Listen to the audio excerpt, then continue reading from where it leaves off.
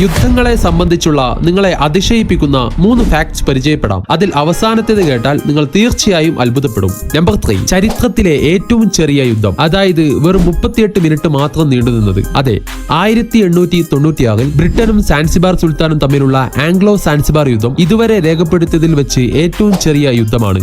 അതായത് രാവിലെ 9:02 ആരംഭിച്ച് 9:40 അവസാനിപ്പിച്ചു. കൊട്ടാരത്തിൽ ബോംബാക്രമണം നടന്നതിനെ തുടർന്ന് സാൻസിബാർ സുൽത്താൻ പെട്ടെന്ന് കീഴടങ്ങിയതാണ്.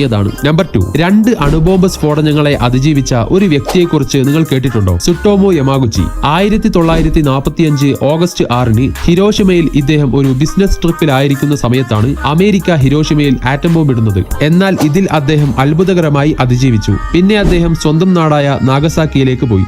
ഓഗസ്റ്റ് 9 നാഗസാക്കിയിൽ വീണ്ടും അണുബോംബിട്ടു. ഇതിലും അദ്ദേഹം ചെറിയ പരിക്കുകളോടെ രക്ഷപ്പെട്ടു. 93 വയസ്സുവരെ അദ്ദേഹം ജീവിച്ചു. 2010 അദ്ദേഹം മരണപ്പെട്ടത്. ഏറ്റവും ഭാഗ്യവാനായ ഒരു നിർഭാഗ്യവാൻ. അവസാനത്തെ ഫാക്ടിലേക്ക് പോകുന്നതിന് മുന്നേ ചാനൽ ഒന്ന് സബ്സ്ക്രൈബ് ചെയ്യാനും ലൈക്ക് ചെയ്യാനും മറക്കല്ലേ. നമ്പർ 1, ഒരു ബക്കറ്റിന് വേണ്ടി ഒരു യുദ്ധം നടന്നിരുന്നു. അതെ, 1325 ഇറ്റാലിയൻ നഗര സംസ്ഥാനങ്ങളായ മൊഡേനയും ബൊലോഗ്നയും തമ്മിലുണ്ടായ സംഘർഷമാണ് ഈ ഒരു ബക്കറ്റ് യുദ്ധം. ഇതൊരു ചെറിയ പ്രശ്നത്തിൽ നിന്നാണ് ഉടലെടുത്തത്. മൊഡേണീസ് പട്ടാളക്കാർ ബൊലോഗ്നയിലെ ഒരു കിണറ്റിൽ നിന്ന് ഒരു മരബക്കറ്റ് മോഷ്ടിച്ചതായി ആരോപിക്കപ്പെട്ടു.